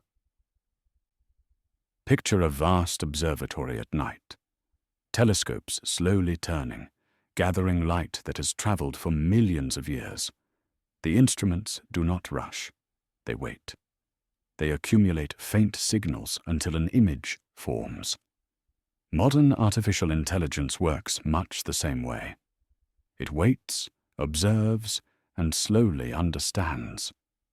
With this new architecture, that observation becomes clearer, steadier, less noisy. As this thought settles, notice how it connects back to you. Your mind, too, processes countless signals every day. Thoughts, emotions, memories. When overloaded, everything feels loud. But when things slow down, patterns emerge naturally. Meaning reveals itself without force. Perhaps this is why these ideas feel strangely comforting. They reflect something true about awareness itself. There is nothing here you need to solve or remember. Let the idea soften. Let it blur at the edges. Like starlight fading into the early morning sky, it does not end. It simply becomes part of the quiet background of understanding. Now allow that background to dim further. Let the concept dissolve into stillness. The thinking engines of the world continue their silent work, and you are free to rest, drifting deeper into the calm, carried by the gentle hush of sleep. As that last thought fades gently into the background, like ripples smoothing across a quiet lake, let us slowly move on to another idea. There is no rush, nothing to grasp, just a soft turning of attention, as if the night itself is guiding us forward. From here, our minds drift toward a different kind of discovery, one that unfolded not with noise or spectacle, but with a subtle sense of surprise, a realization that spread quietly through the world of technology, like a hush passing through a crowded room.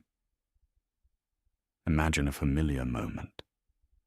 You open an old device that once felt slow and heavy, and somehow it responds more smoothly than you expected. Pages load faster, tasks finish sooner. There is less waiting. You did not upgrade the hardware. You did not add more power. And yet something feels lighter, more efficient. It is the small relief of time returned to you, seconds rescued from delay. Most of us rarely stop to ask how that happens. We simply enjoy the calm that comes from things working better than before. There is a common way people think about progress in technology. We often assume that better results always require more electricity, more machines, more complexity. Bigger systems stacked on top of bigger systems. It feels intuitive, almost obvious. If something is slow, we throw more power at it. If it struggles, we make it larger. And for a long time, that approach seemed to work. But it also brought weight, cost, heat, and a growing sense that the pace could not continue forever. Many people also feel distant from these ideas. Words like computation and artificial intelligence can sound abstract, cold, or overwhelming. Something happening far away, inside data centers we will never see. But beneath all of that, the core question is very human. How can we do more with less strain? How can we think more clearly without exhausting ourselves? How can intelligence, whether human or machine, become gentler instead of louder? From here, we begin our quiet journey into what became known as DeepSeek's efficiency shock. At its simplest, this breakthrough was about teaching advanced computer models to think more carefully rather than more forcefully. DeepSeek is a research group that showed the world something unexpected: that powerful artificial intelligence systems could achieve impressive results while using far fewer resources than anyone thought possible. To understand this, imagine teaching someone to solve a puzzle. One way is to let them try every possible move again and again until something works. That approach is tiring. It takes time. Another way is to teach them patterns, shortcuts, a sense of direction. Suddenly the puzzle feels lighter. The solution appears with less effort. DeepSeek showed that machines could learn in this second way. By being trained more thoughtfully, they could reach similar levels of understanding while using far less energy and computation. This was the shock. Not because it was loud or dramatic, but because it quietly challenged a deep assumption: the belief that intelligence must always be expensive, that progress must always burn more fuel. Instead, it suggested something almost poetic: that wisdom lies not in force, but in refinement, not in excess, but in restraint. This idea matters far beyond technology. It touches how people see themselves and their lives. Many of us live as if effort must be constant, as if rest is unproductive, as if thinking harder always means pushing longer hours and draining ourselves dry. But efficiency is not laziness. It is alignment. It is finding the shortest path that still honors the destination. In everyday life, this appears in small ways. A student who learns to understand concepts instead of memorizing endlessly. A worker who designs a system that saves everyone time. A person who sets boundaries and discovers they have more energy, not less. DeepSeek's breakthrough reminds us that intelligence, at its best, is quiet. It listens, it selects, it lets go of what is unnecessary. There is an old story often shared in the history of science. A mathematician once struggled with a complex problem for days, exhausting himself with effort. One evening he stopped working and went for a walk. His mind relaxed, and suddenly, without force, the solution appeared. Not because he pushed harder, but because he allowed clarity to emerge. This is sometimes called insight, a moment when efficiency replaces struggle. DeepSeek's work echoed this ancient pattern, but in the realm of machines. By redesigning how learning happens, they allowed artificial intelligence systems to reach understanding with less waste, less repetition, less noise. It was as if the machines themselves were learning how to rest between thoughts. As you rest now, notice how this idea mirrors your own experience. When you stop chasing sleep, it arrives. When you stop forcing calm, your breath deepens. The mind, like these systems, often performs best when it is not overwhelmed, when it is given space, when it is trusted to settle on its own. There is no need to hold on to this idea tightly. Let it float. Let it dissolve slowly into the darkness behind your thoughts. Efficiency is not speed. It is grace, and grace does not demand attention. It simply exists, quietly doing its work. Now the concept begins to blur, like stars fading behind a passing cloud. The words soften. The meaning remains, but only as a feeling, a sense that less can be enough, that gentleness can be powerful, and as this realization drifts further away, you are free to drift with it, deeper into stillness, where even thoughts become unnecessary, and rest takes over without effort. Now, let us slowly move on to another idea, as that last thought fades into the background like a distant star dimming at dawn. There is no need to follow closely. You can listen loosely, allowing the words to pass through you like a soft current. From here, our minds drift toward something very ordinary, something so familiar that we almost never stop to think about it at all. Imagine a quiet room. The walls are still. The air is calm. Nothing is moving. Perhaps you are picturing the room you are in now, or one from memory. The color of the walls may be pale, or warm, or softly shadowed by the night. Paint surrounds us constantly. It holds the spaces we live in, the places we work, the schools, the hospitals, the homes. And yet, paint is something we rarely notice unless it is peeling, cracking, or changing. Most people think of paint as something purely cosmetic, a surface detail, a final touch. We choose colors based on mood or fashion, and once the paint dries, we forget about it entirely. We do not often ask what paint is made of, where it comes from, or how it quietly interacts with the world around us. It becomes invisible, like background noise that fades from awareness. And yet, paint has always been more than color. Traditional paints often contain chemicals that slowly release into the air long after the walls appear dry. These invisible releases can linger for years, gently affecting the air we breathe without announcing themselves. Many people live with this without knowing it, sensing only a vague heaviness or irritation, never suspecting the walls themselves. From this quiet realization, a new idea began to form. A question whispered rather than shouted. What if paint could behave differently?